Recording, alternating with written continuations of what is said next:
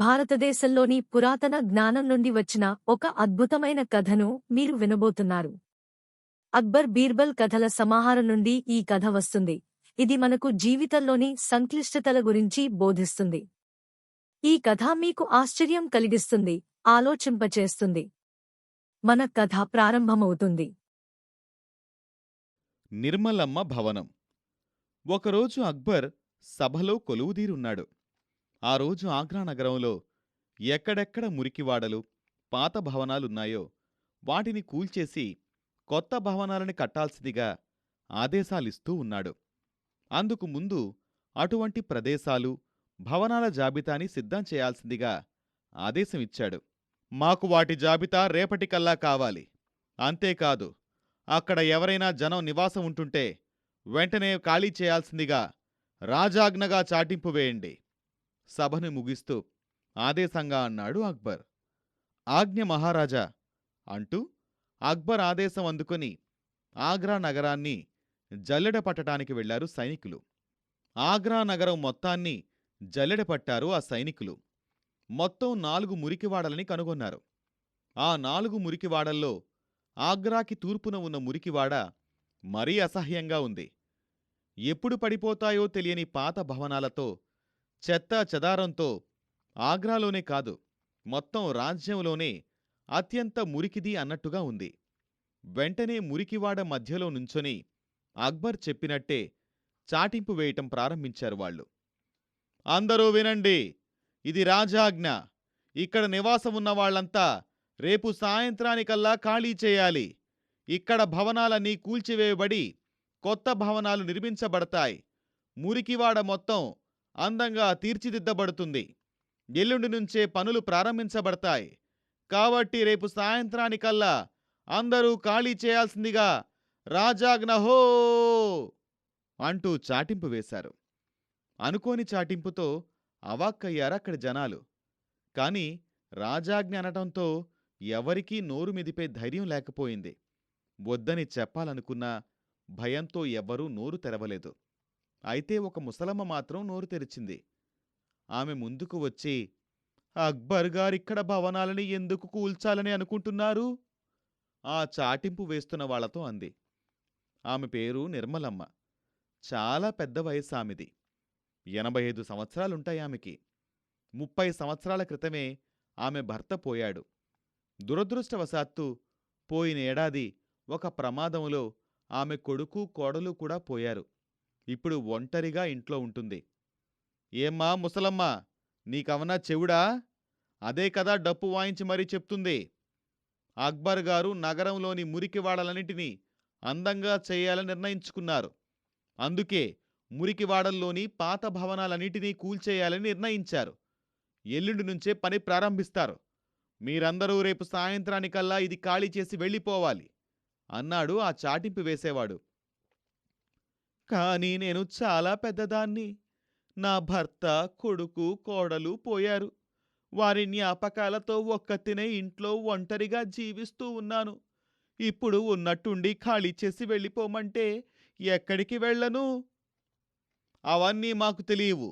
చక్రవర్తి గారు చాటింపు వేయమన్నారు, వేశాము అంతే అనేసి వెళ్ళిపోయారు ఆ వచ్చిన వాళ్ళు. ఇక నేరుగా అక్బర్తోనే విన్నవించుకోవాలని నిర్ణయించుకుంది నిర్మలమ్మ. అనుకున్నట్టుగానే మర్నాడు అక్బర్ సభకి వెళ్ళింది నిర్మలమ్మ. చక్రవర్తి అక్బర్ గారికి జయము జయము అక్బర్ ముందు నించుని అంది. చెప్పండి, మీకు నేను ఏం చేయగలను అడిగాడు అక్బర్. జహాపనా, నేను ఆగ్రా నగరానికి తూర్పున ఉన్న మురికివాడలో నివసిస్తాను. నా పేరు నిర్మలమ్మ. ఆ మురికివాడలో నా భవనం కూడా ఉంది చెప్తూ ఆగిపోయింది నిర్మలమ్మ. చెప్పండి అయితే అన్నాడు అక్బర్. జహాపనా, నిన్న మీ వాళ్ళు మా మురికివాడలో చాటింపు వేశారు. మీరు నగరంలోని మురికివాడలన్నింటినీ అందంగా చెయ్యాలని నిర్ణయించుకున్నారని చాటింపు వేశారు. అందులోని భవనాలన్నింటినీ కూల్చేయమన్నారని అన్నారు. అలా చేస్తే నా భవనం కూడా కూల్చివేయబడుతుంది మహారాజా. నేను దిక్కులేని దాన్ని అవుతాను అని ఏడ్చింది. కాని మీరు భయపడాల్సిన అవసరం లేదు. మీ భవనాన్ని కూల్చినా కూడా మీకు మరొక భవనాన్నిస్తాం. మీరందులో ఉండొచ్చు అని ఓదార్చాడు అక్బర్. అది కాదు మహారాజా, నాది చాలా పాత భవనం. అందులో నా భర్త, కొడుకు, కోడలి జ్ఞాపకాలు అన్నీ ఉన్నాయి. ఆ జ్ఞాపకాలతోనే నేను జీవిస్తున్నాను. ఇప్పుడు ఆ భవనాన్ని కూల్చేస్తే ఆ జ్ఞాపకాలన్నీ చెరిగిపోతాయి దీనంగా అంది నిర్మలమ్మ. సమస్య అర్థమైంది అక్బర్కి. అయితే అది ఒక సమస్యగా కాకుండా ముసలమ్మ చాదస్తంలా అనిపించింది అక్బర్కి. అందుకే వెంటనే, నాకు మీ సమస్య అర్థమైంది. కానీ మేమిప్పటికే నిర్ణయం తీసేసుకున్నాం. అయినా అది ఒక పాత భవనమేగా.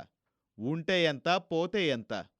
ఒక పాత భవనం కోసం మేమిప్పుడు మా నిర్ణయాన్ని మార్చుకోలేం. కానీ మీరిక్కడ దాకా వచ్చడిగారు కాబట్టి మీకు కొత్త భవనంతో పాటు కొంచెం ధనాన్ని కూడా ఇస్తాం. ఇక మీరు వెళ్ళొచ్చు ఆమెతో అన్నాడు. అక్బర్ అలా అనేసరికి ఏం చేయాలో అర్థం కాలేదు నిర్మలమ్మకి. దీనంగా పక్కనే ఉన్న బీర్బల్ వంక చూసింది. ఆమెను చూస్తుంటే జాలేస్తున్నా అప్పుడేం మాట్లాడలేదు బీర్బల్. నిరాశగా వెళ్ళిపోయింది నిర్మలమ్మ. ఆ రోజుకి సభను ముగిస్తూ అప్పటిదాకా చేతిలో ఉన్న మెరుస్తున్న రాయిని మొక్మలీ గుడ్డలో చుడుతూ సింహాసనం నుంచి లేచాడు అక్బర్. ఏంటది మహారాజా? అడిగాడు బీర్బల్. మా తండ్రిగారిచ్చిన రాయి బీర్బల్, ఉంగరం నుంచి ఊడిపోయింది చెప్పాడక్బర్.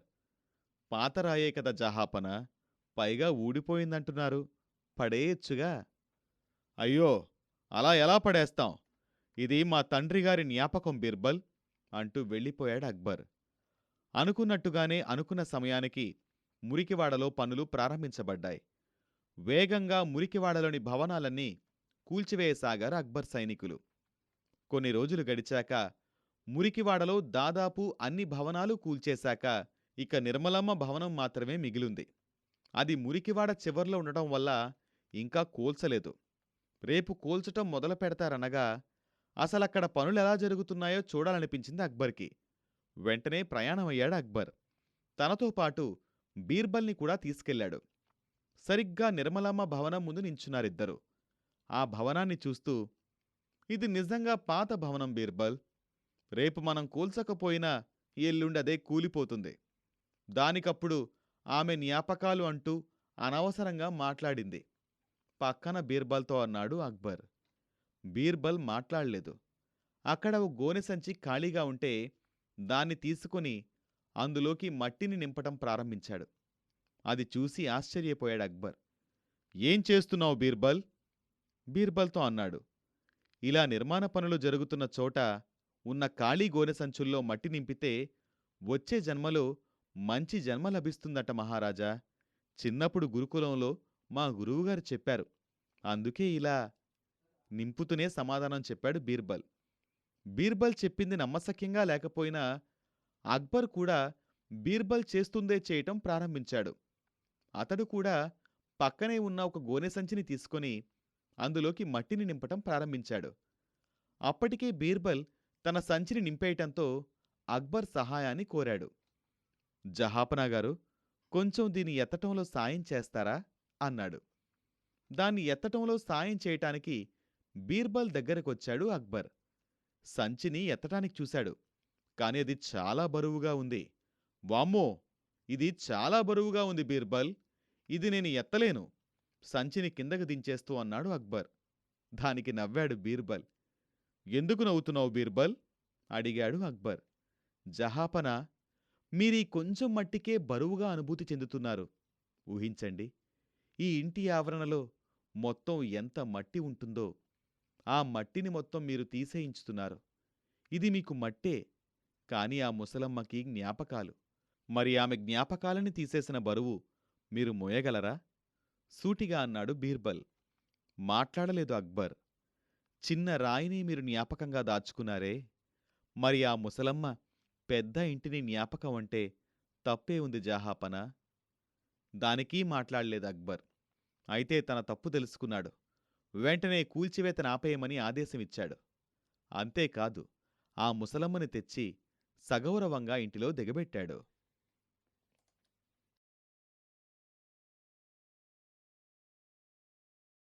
ఈ కథ మనకు బోధించే సందేశం ప్రతి ఒక్కరూ తమ బాధ్యతలను స్వీకరించి సంసారాన్ని సక్రమంగా నడపాలనే విషయాన్ని తెలియజేస్తుంది.